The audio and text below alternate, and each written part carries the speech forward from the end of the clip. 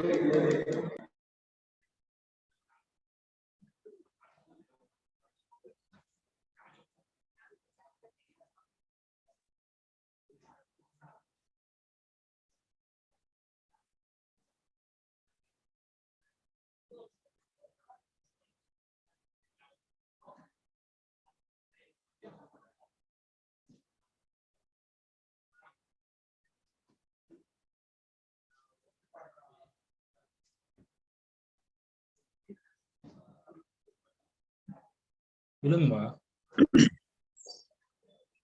morning, everyone.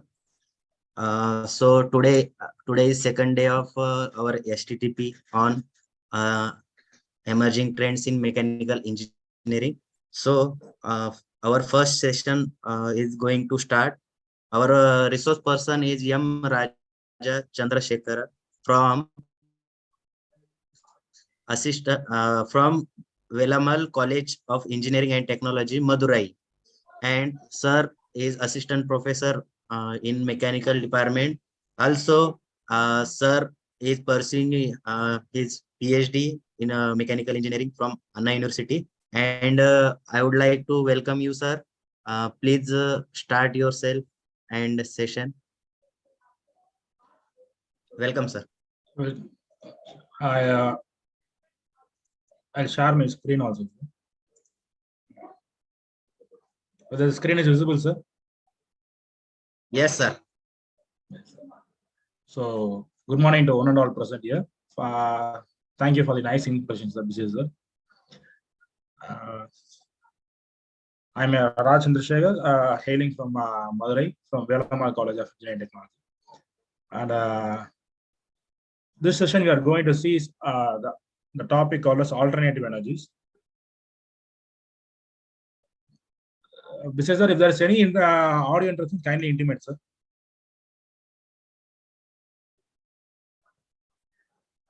Yes, sir. Yes, sir. If there is any interruptions, kindly intimate, sir.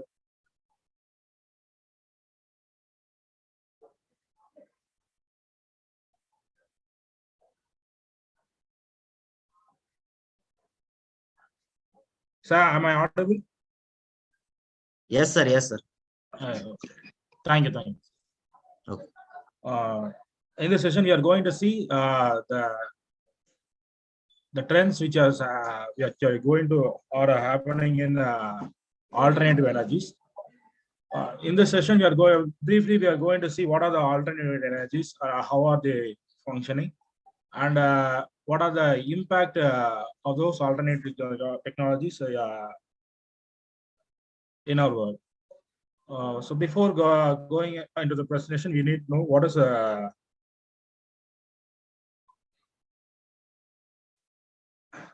alternative energy. So alternative energies is more or less similar to renewable energies, whereas in renewable energy we'll be considering only the renewable energy sectors, whereas alternative energy will be considering other than the renewable energy sectors also. So, whereas alternative energies will be focusing more on to replace the conventional fuels. As we all know, the conventional fuels that we are using till now in producing the energies in thermal power plant or in other non-renewable sources. So those comes under a conventional form of energies. And as natural resources goes on in a deterioration phase, we are going or moving towards sustainable goals. And the sustainable goal is one of the primemost vision of UN Charter, which they described the year 2021 for Sustainable Development Goals, SDGs. In that, they are mainly focusing on alternative energies, such that we can go for a cleaner and a greener environment. So, what is alternative energies? The alternative energies are the fossil fuels like oil, coal, or natural gas, which are the traditional source for our power generation till date. So till date, mostly around 60 to 70% we are getting the power from the fossil fuels, or traditional or conventional form of sources. And the alternative form of sources we are getting from the non-fossil fuel sources. And those non-alternative energies are enhancing our production in a cleaner environment, and also to make our world much more environment hazardous friendly environment. So in that, first we are going to see about renewable energies. So as we all know, this generic topic, and also renewable energies, we will be primarily discussing about solar power plants, or wind energy sectors, tidal sectors, biomass sectors, and also geothermal sectors. And we are going for other alternative energies. We'll be seeing about nuclear power plants, and also hydrogen energies. So all these energies are contributing together, called as alternative energies. So recently we are going towards alternative energies, and an electric concept, or in transportation also we are having a recent boom called as e-vehicles, where will be in a later phase, or in 30 to 40 years, we will be going towards e-vehicles, when we won't be depending over upon the conventional oils. So renewable energies, an essential and inexhaustible energy source on a human time scale. So in the picture, you can see some of the renewable energy sectors, where we'll be having the solar panels which are fixed or mounted over there. And we are having the geothermal sites, and wind energy sites. And I'm happy to say that in our state, in Tamil Nadu, in the deep south, all we know that there is a place called Kanyakumari, and we are having the largest wind farm in South India itself. That's called as Muppandal wind farm, where they are producing both onshore and offshore. They're having, and it is contributing to a significant amount of energy source for our state, and also the energy is being transmitted to our neighboring states also, for Kerala, Karnataka, and all those things.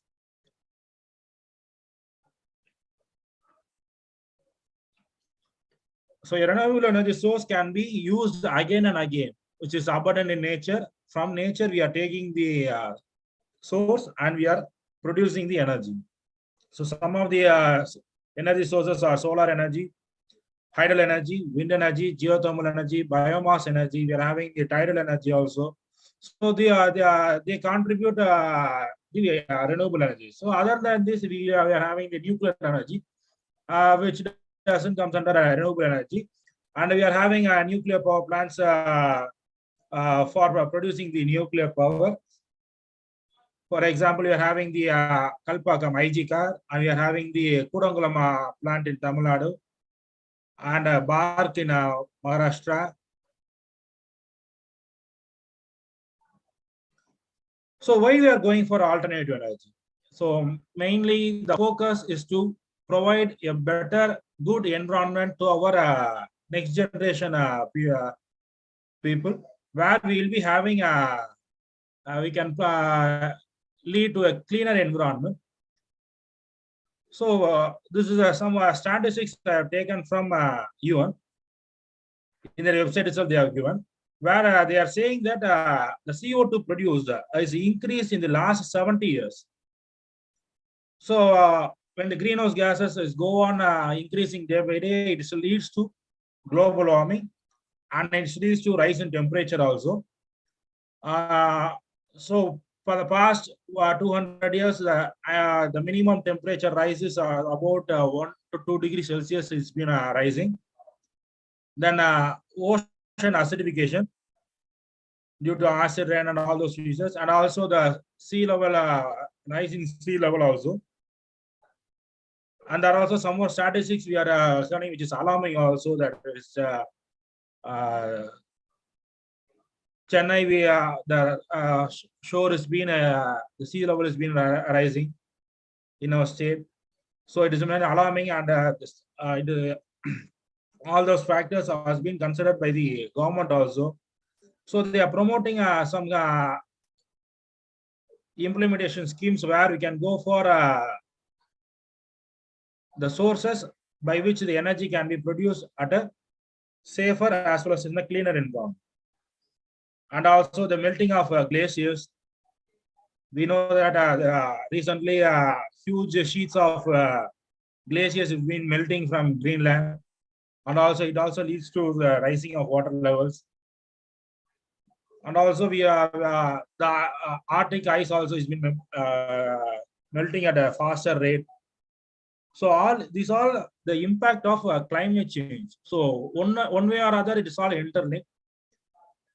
When we go for a conventional form of energies, due to the persistent use for the conventional form for the past 70 to 80 years, we are facing these consequences. When you are using these energies at a faster rate in a prolonging for the next 40 to 15 years, the abnormality rises. So it is a need to go for the alternative energies, such that we can be safer, and also our future generation also can be safer. Oh, so this is some statistics I have taken from UN, where these are some of the alternative energies I have highlighted in the left column, where we are having the solar power, wind power, hydro power, geothermal power, then solar water heating capacities. Then we are having the biomass production like ethanol production, biofuel productions, biodiesel productions. So these countries are using some of the alternative energies, and we are when we see these countries, we like to see our country also to promote more steps towards alternative energies. And we are happy that the current government is also pushing towards for renewable sectors, and they are encouraging the startups to promote renewable energy sectors, such that we can be self-sufficient. That's what our Prime Minister Modi is also saying, Atmanirbhar Bharat. Currently, we are procuring oil from Russia at a cheaper rate, and we are procuring from Iran. All these are all conventional fuels. Okay, when we are self-sufficient with our own fuel, monetary also and economy also, our country will be benefited. So these are some of the statistics currently as of 2020. So in that we can see that China has been investing more in renewable energy, especially in solar power and wind power, and also hydro power. And the world's largest hydro power plant China is having, the 3 Gorges Dam. So it is the largest hydro power capacity in the world. So this is a rough statistics for your viewing.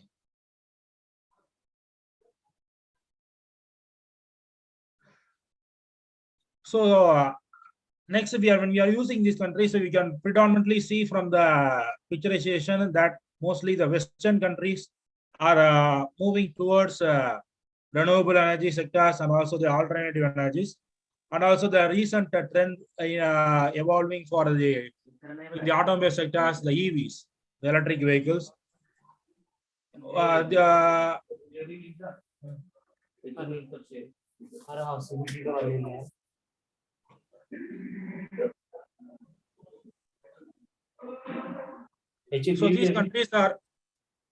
So these countries are moving towards the renewable sector, such that they don't depend upon the conventional fuels or the fossil fuels for oil production.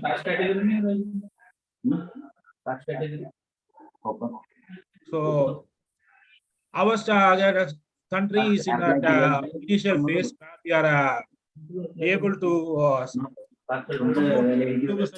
to a certain extent in certain fields, whereas for we are having offshore wind farm as well as onshore wind farm. We are having a solar power plants. We are having a hydro power plant, but not to mention. But still, our country is being producing a conventional form of energy from the sources like thermal power. So it is contributing roughly to around 50 to 60%. It has been contributing. So when you are tilting from there, then we can sustain in our own fuel efficiency. So first among this is solar energy. So the prime most factor for our Earth to sustain is heat, which we are getting from the nature, and those heat is abundantly produced, and our country is in that particular location where we are receiving a huge amount of heat. Okay, the roughly daytime temperature can be move up to 37 or 38. And the average temperature will be around 32 degrees. So normally our country is in a zone of receiving the average temperature up to 30 to 32 degrees. So it is sufficient, is more than sufficient to, when we install the solar collectors and the solar plates or solar panels to receive the solar energy. But even though we are having huge amount of land mass, we are not in a good position to install those power plants, but it is in a growing phase only. In Tamil Nadu, we are having a government undertaken solar power plant in Paramakudi, where we are having the government itself taking care. So, and also we are certain places the government is taking some initiatives.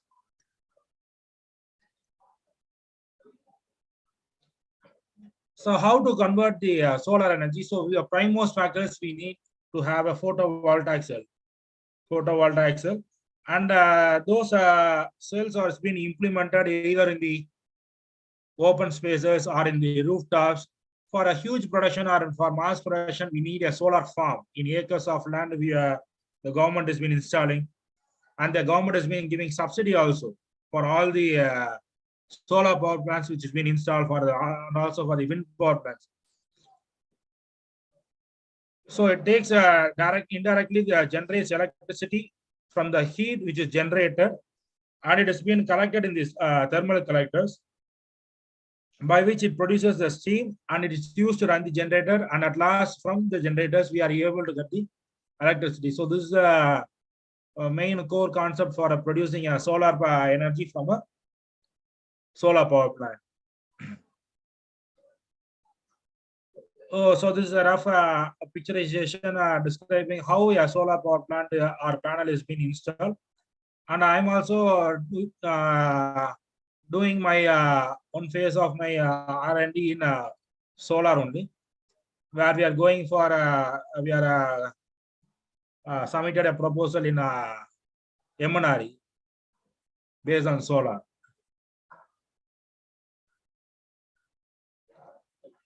So these are the solar panels.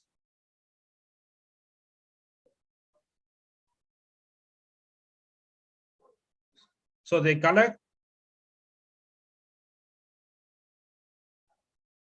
So mainly the solar panels are of different kinds. We are having a flat plate solar panels, and we are having an inclined solar panel. And in this slide, you can see we are having a tracker. It is like a dish. Okay, it is like a dish antenna. So what is the purpose of the tracker is to absorb the heat, okay, based upon the rays falling from the sun. At 9 p.m. it will be at some eastward region. At 2 p.m. the sun will be moving towards the westward region, and by which a fixed solar panel cannot be used for collecting the heat energy. So that we are mounting a solar tracker. So as the solar tracker can be tracking the sunlight, and it can automatically this is being moved with the help of sensors. So in this area only I am currently working on it for a affordable solar device for in household. the tracker is being inbuilt, okay, and the tracker can sense the light rays coming from which direction, and with that sensing element, the dish is being rotated or tilted on its own, by which continuously for about 8 to 10 hours we can receive the heat energy, right from 7 to evening 6 or 7. So that is the main purpose of trackers. Whereas these panels are fixed such that we cannot be tracking.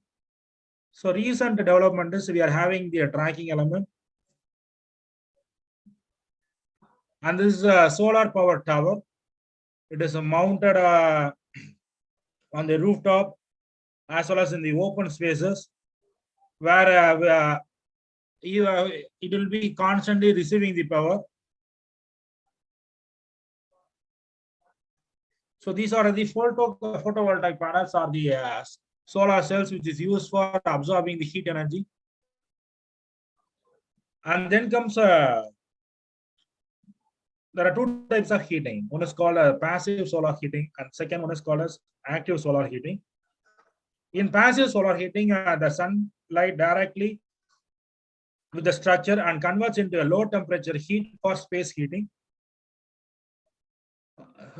So some of the advantages of passive solar heating is save money, obviously, monetarily it helps, and also it reduces the fossil fuels.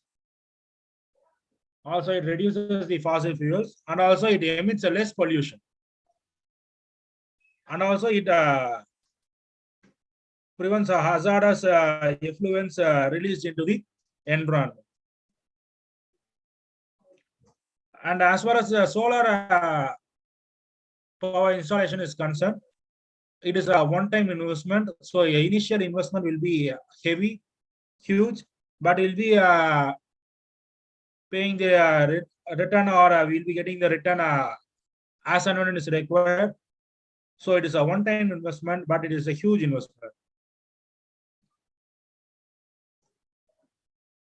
Second one is this is what the passive solar lighting will be making, right?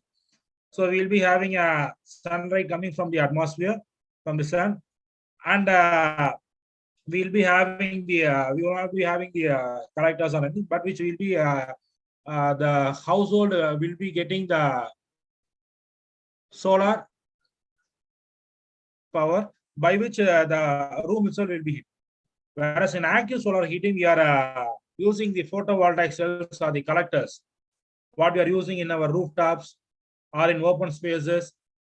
It is a specifically designed collectors which absorb the solar energy and distributes to parts of the building and wherever it is required. For example, when you go to Western countries, they are not having they will be having heaters all over the house. They won't be having a ceiling fan. If you try to visit or if you are browsing, so they'll be having only a duct through which the heating process will be transmitted all over the house. So it's the way that we can reduce the electricity. We can go for these methods. So that is what it has been done in Western countries, where they will be having the heaters. So this is what active solar heating happens, where we'll be having the solar panels at the rooftop. Then we will be having the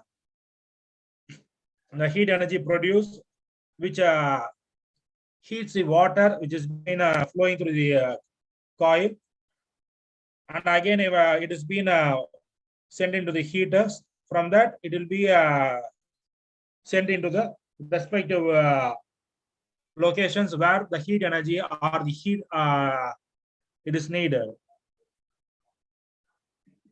So the end users will be receiving the heat energy from the heaters.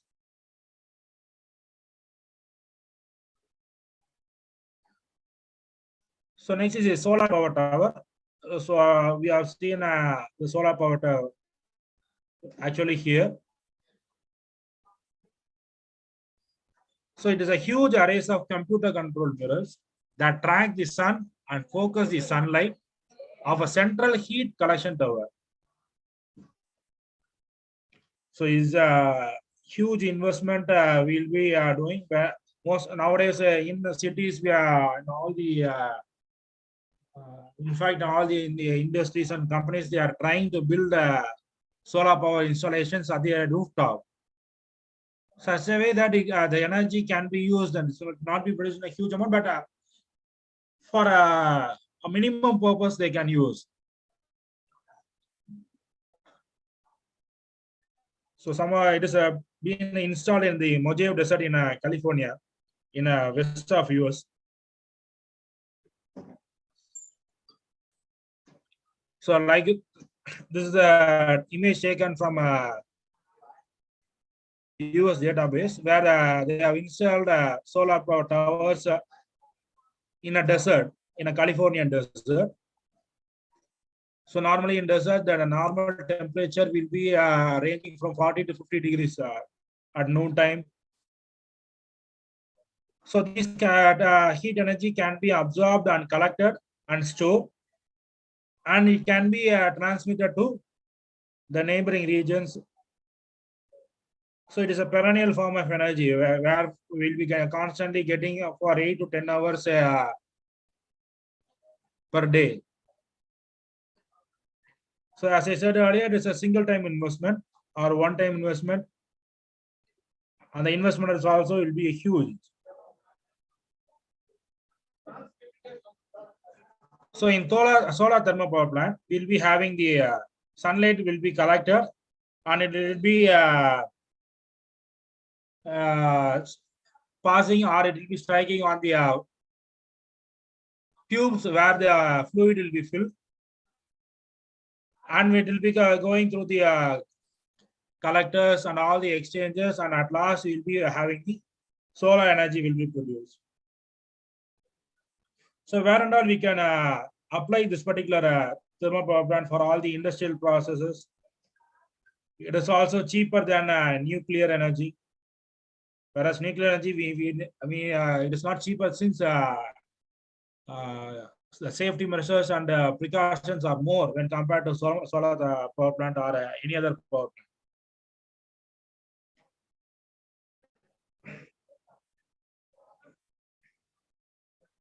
So this is how a solar thermal power plant will be working, where we'll be having the solar collector field either in the rooftop or in the open atmosphere.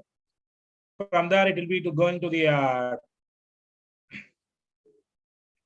fluid coils or the pipes. From there, it will be taken into the tanks. So the heated fluid will be passing into the superheaters. From the superheaters, it will be passed into the turbines.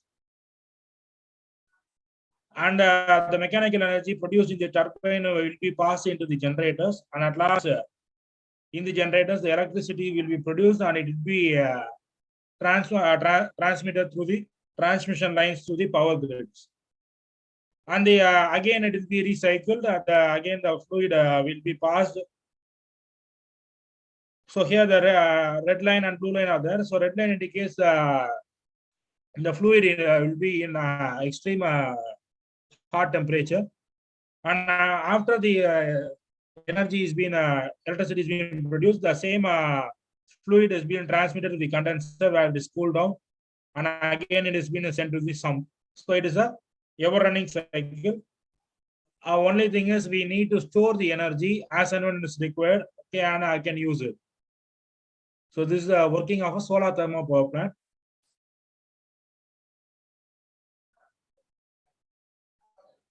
And solar cooker. Recently, this is the proposal what we are using. I tried to include this as a slide also. So solar cooker, we are in all the education institutions, that is in government education, there is a program called as a midday meal scheme, where the school students are fed food from the government, and also they are using only conventional form. So what we tried is we can develop a solar cooker such a way that the over dependency of the conventional fuel can be reduced. For example, they were using wood. So we went for a solar cooker. We have design and we have submitted a proposal, and also we are waiting for our final result. The solar cooker focuses on concentrate sunlight in a box, typically covered in a glass, to trap the infrared radiation waves to cook food in rural villages in developing countries. So this is a design we have tried. So why we are going for solar cookers and our purpose, and we are analyzing, or we are designed mainly to promote awareness among the rural household. From our college, we and two other faculties are my friend is trying, and we have developed a prototype, and we are using the prototype as a model, and we are demonstrating it, and it is in a not in a final stage. We are in a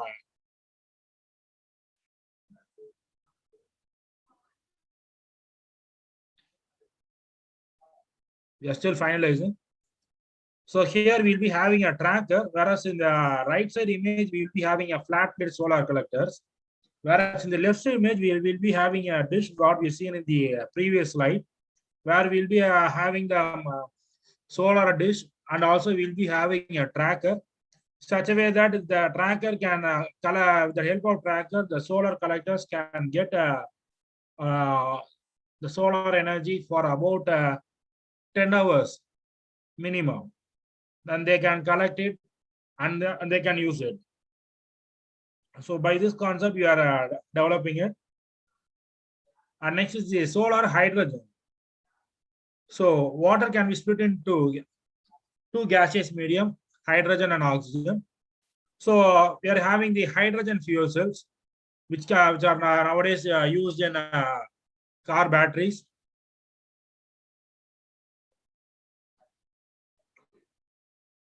So here, this is the working of solar hydrogen energy, where we will be getting the solar energy from the rooftop where the PVs are installed, and then the energy is being transmitted into the electrolyzer, where the oxygen is being separated and it has been sent. Only the hydrogen is being passed and the hydrogen is being stored. And after that, the help of hydrogen, the fuel cell is being made. And from here, we are getting the energy by which we can use to our end users.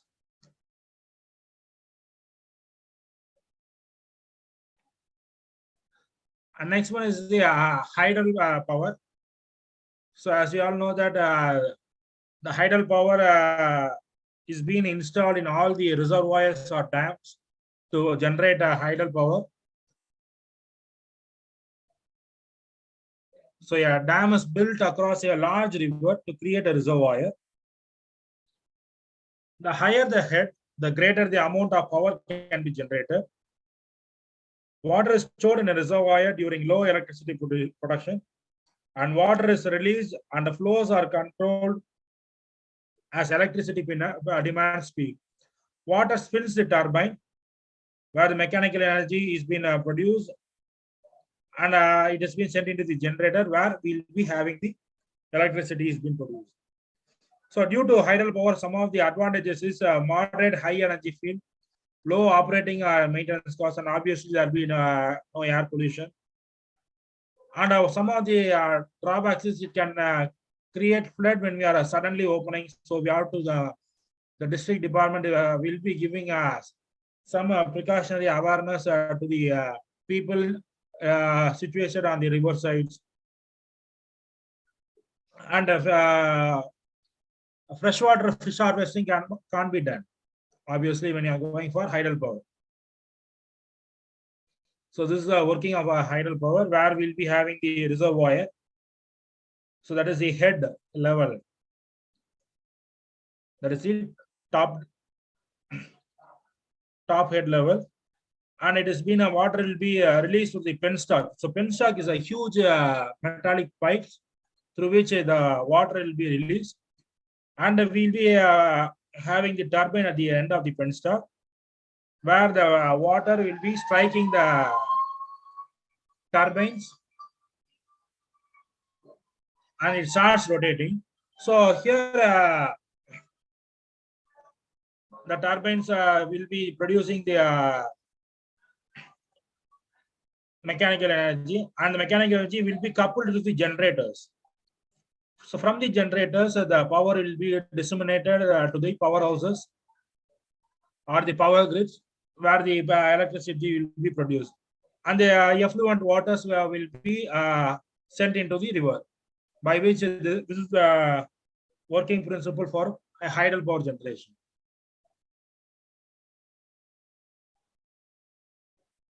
So this is a Hoover Dam in USA. It is used for producing hydropower.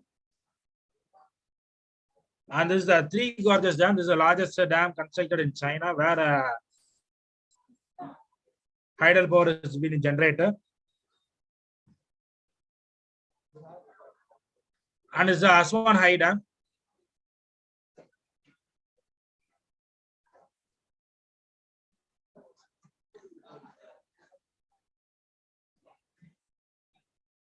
So here the hydro energy is being produced by means of the kinetic energy of the water, which is striking the blades present in the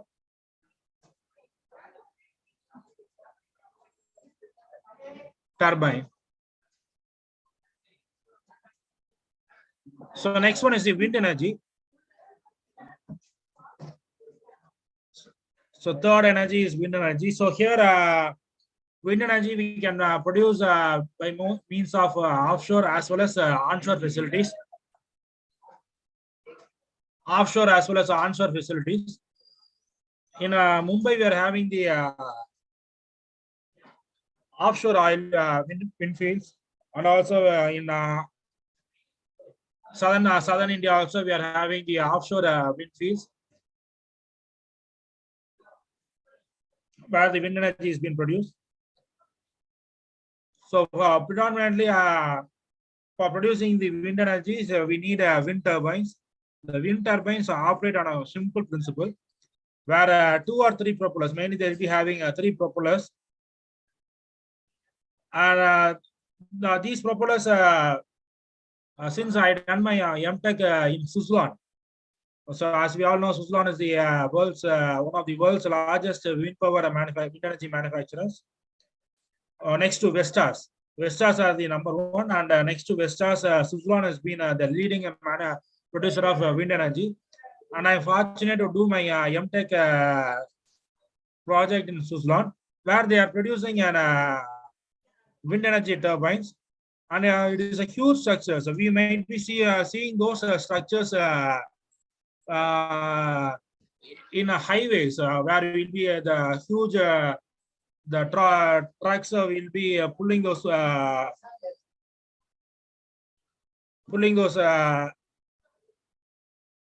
blades or propellers for installation purpose. So those wind turbines are manufactured, and I done my analysis there in Coimbatore. The unit is in Coimbatore.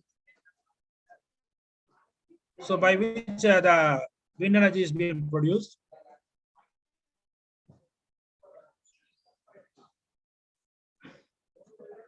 So here this is a schematic sketch for producing the wind energy.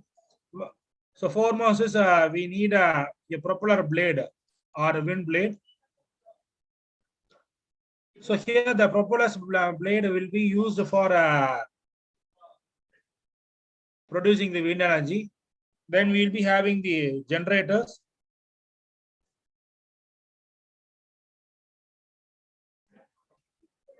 And from the generators, the wind energy will be collected, and it will be the electricity will be transmitted to the mainstream by means of the transmission systems.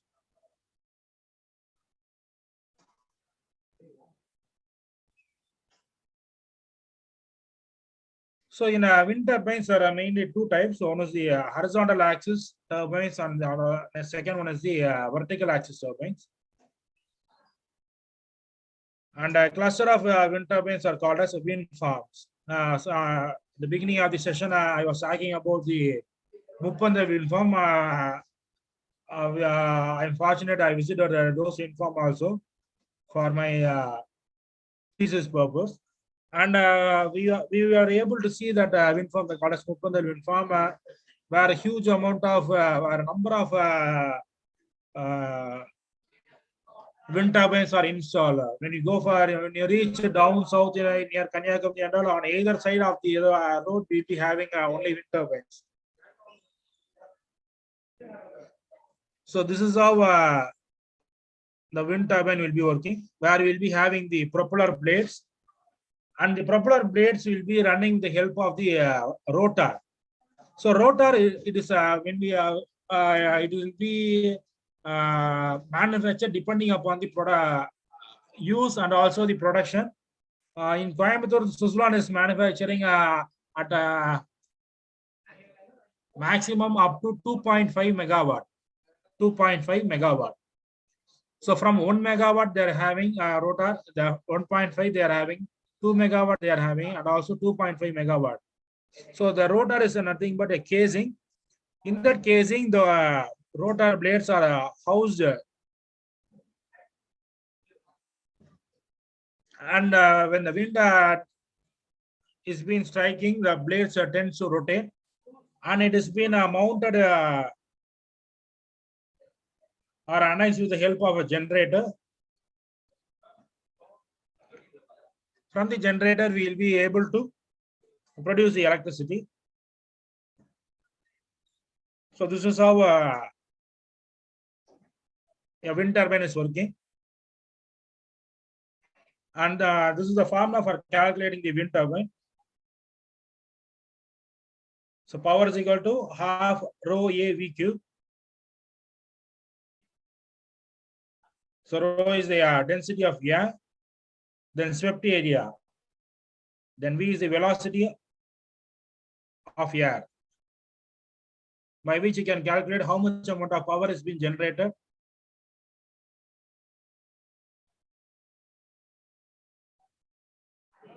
So what are the advantages of wind energy? So obviously we'll be having a clean and renewable source of power, and also it will be a cost-effective one. And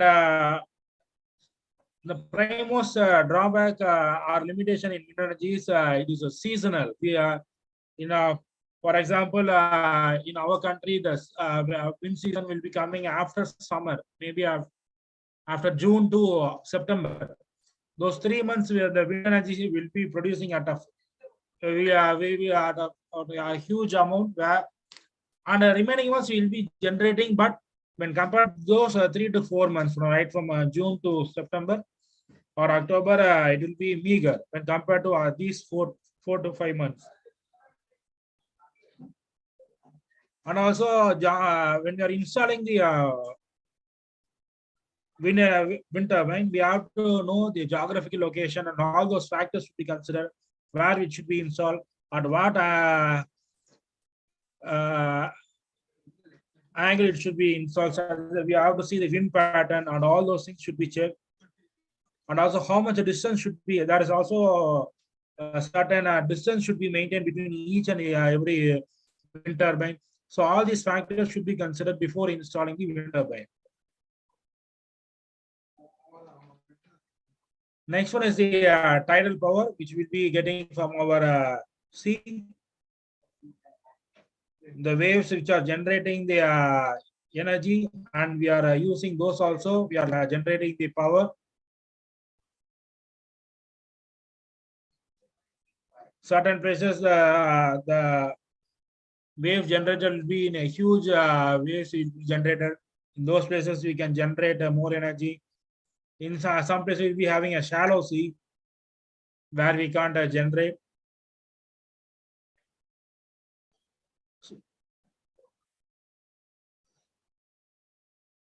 So here also in tidal energy, these two things are mainly important. One is the tidal steam generator, and second is the tidal barrage, where the tidal steam generator is used to make the kinetic energy of the moving water to power the turbines. So the energy which is being generated from the wave will be used to strike the turbine at a faster rate. When it is striking at a faster rate, the energy developed by the wind turbine will be, the power turbines will be more.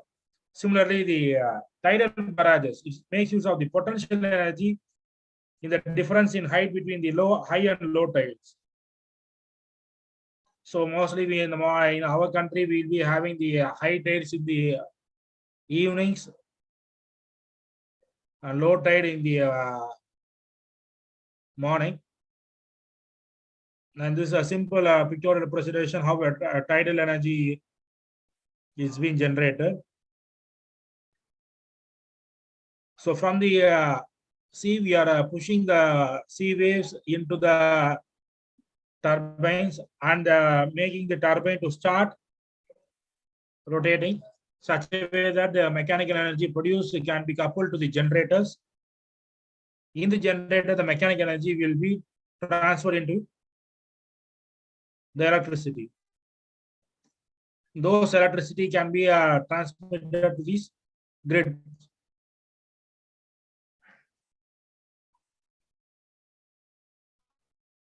So what are the advantages? The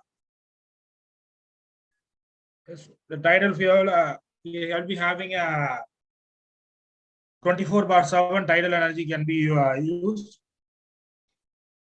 And it's also a clean source of energy. And what main thing is it can be installed wherever the coastline is been present, and also it is preferably can be used where we are having high tides. Obviously, we can produce more energy. And some of the drawbacks is we can't use for fishing, and we can't use that particular line for civilian purpose for fishing and all those things.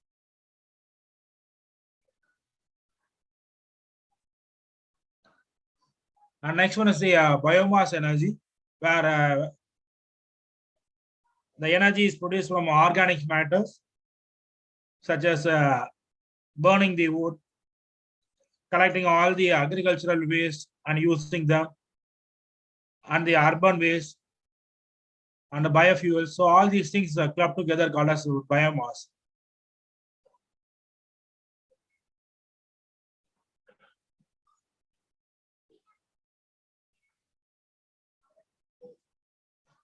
So these are the biomass energy products where from which we can use for producing the fuel. Similarly, from the sugar cane we can produce the from the sugar cane we can take the fluid, and you can use for biodiesel also. And the waste can also be used for biomass process. And for producing biogas, we are using the cow dung, by which we can produce the biogas. And here in our region, one particular engineering college, they are using a biomass in their college canteen, and also in the mess, college mess also.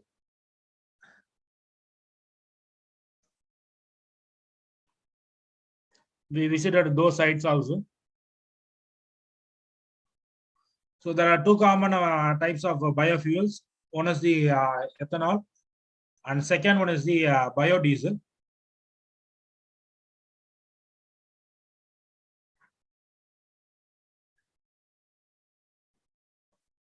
So ethanol is nothing but ethyl alcohol. So it can be replaced instead of the regular fuels, such a way that we can reduce the effluents, hazardous effluents into the atmosphere, which can lead to climate change as well as to global warming. So biodiesel is made by combining the alcohol with vegetable oils or animal fats or recycled cooking greases. It can be used as an additive to reduce vehicle emissions by 20%. So these are some of the alternative fuels or energies which can be used. And advantages of biomass are it is a potentially renewable resource, less air pollutants are released, decrease in use of fossil fuels, moderate high net energy yields, and some of the disadvantages: removal of trees, soil erosion, flooding, loss of wildlife, large land areas are needed, reduces biodiversity, reduces ecological integrity. So when we need the raw materials, obviously these things happens. So that's why these are the drawbacks of biomass productions. And next one is the geothermal production. So the core concept of producing the geothermal energy is from the Earth's crust. The lava is being used, and the heat energy which is generated from the Earth's crust is used for producing the geothermal energy, where the heat contained in the underground rocks and fluids that can be tapped for producing the energy. It can extract the dry steam, wet steam, and hot water that can be used to heat space or water. It is potentially a renewable resource. So predominantly, mostly, there are 22 countries are using geothermal energies, of which mostly US has been using geothermal energy at a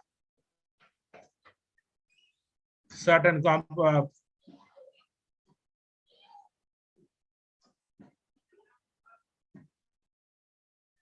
so the culmination of the heat energy produced from the earth, it is called as geothermal energy. So this is a working of a geothermal power plant, where the hot water or the steam is being taken from the core, and it is being passed into the turbine. The hot steam will be pressurized. It will be pressurized, and at a high pressure rate, it will be sent into the turbine. From the turbine, the mechanical energy will be produced. It's been passed into the generators. So in generators, the mechanical energy produced in the turbine will be sent into the transmission lines. And again, the steam, hot steam, which is being used, will be sent into the cooling tower, and it will be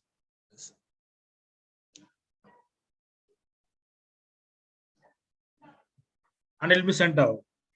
So this is a working of a geothermal power plant.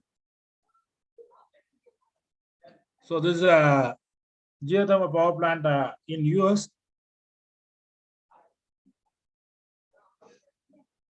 So geothermal power plant cannot be installed at every place. It has its own geographical locations where the heat streams are present, and it should be identified, and then only it can be installed.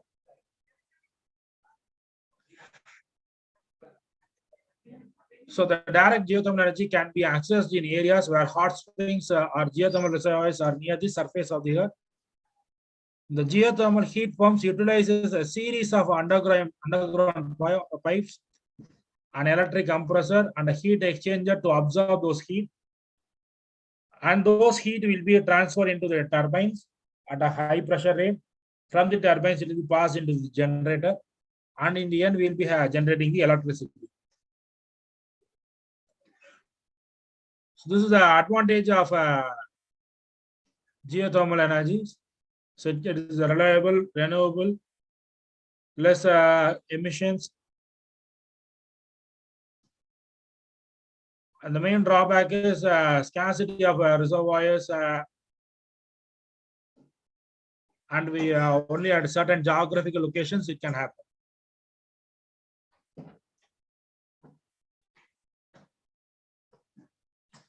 Then we are having the nuclear energy,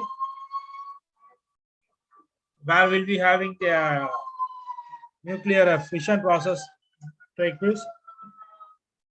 It triggers a chain reaction that repeats the process and generates more energy. In nuclear power plants, the heat that fission produces creates steam. The steam then rotates the turbine, and from there it will be coupled into the generators, and at last the electricity will be produced. So this is the working of a nuclear power plant. And next we are having the hydrogen energies. So hydrogen energy is used as a clean burning fuel, leading to fewer pollutants and a cleaner environment. And it is also used as a source for hydrogen fuel cells in vehicles we are using.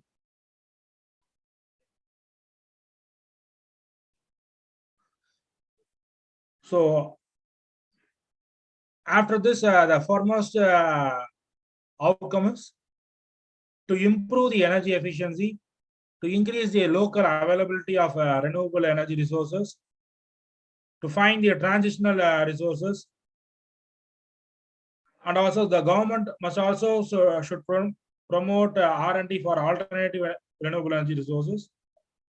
And there should be also, as we learners, we should be promoting the awareness among the public.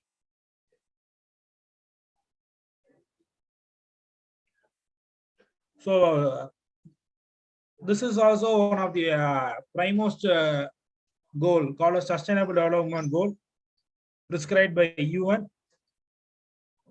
for mission 2030. So at last, so what are the benefits of using the alternative energy resources? We can conserve our natural resources or the fossil fuels. We can slow and reverse the climate change. We can save the human lives and also the other living organisms, animals and all those things. Can reduce the severe weather, minimize the fuel dependency. So main thing at the outcome of the world economy, oil price, the oil is a huge commodity. So based upon the oil, the country's economy is being decided. So that is that in that way, the alternative energies can enhance the country's economy also. Currently, we are importing more oil from Russia after the Russia-Ukraine war. We are importing more oil from Russia at a subsidized rate. And we are also importing oil from Iran, Saudi Arabia, Iraq. So these are some of the major oil exporters. So one day or other, oil will be getting depleted, and we will be forced to move to the alternative resources. And also there will be more scope for the startups. The government also should be encouraging more startups, and they are giving funds also in MSME sectors they are giving. And I'm proud to share that our college is an MSME incubator, and we have received more than 1 crore from our MSME for various projects under MSME sectors.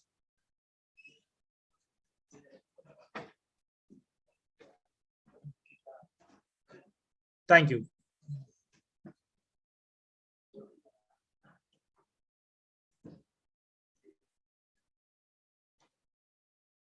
Busy, sir. Participant, if you have any queries, you can ask.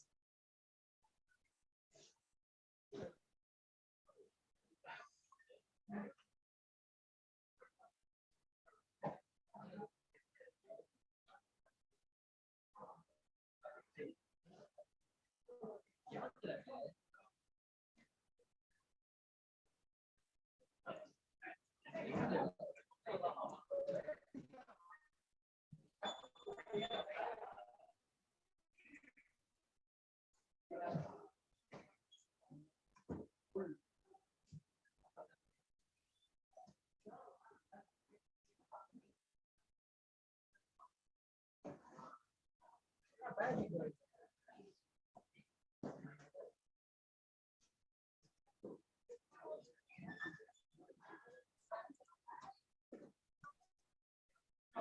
is it, Participant, brother.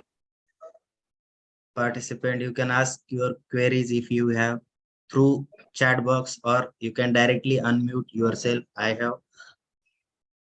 permission allowed to unmute yourself.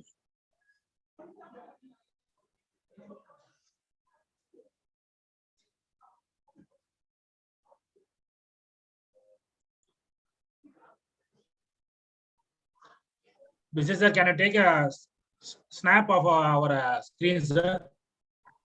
Yes, And sir. later you can share, sir. Okay, okay. No problem, sir. Already I have published our STTP on YouTube Live. So I will Okay. share YouTube Live link. Okay. And also I have recorded I have taken some snaps. That also I will provide you. Okay, so okay. Okay, fine. I think there is no questions from participant side.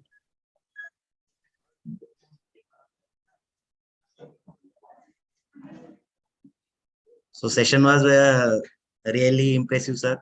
Thank you. You have collected lots of information and uh, delivered to in very simple language. So thank you. Thank you, sir. Thank you, sir. Thank you, sir. And currently, I'm doing some R&D related activities other than my PhD. I'm doing R&D activities in solar.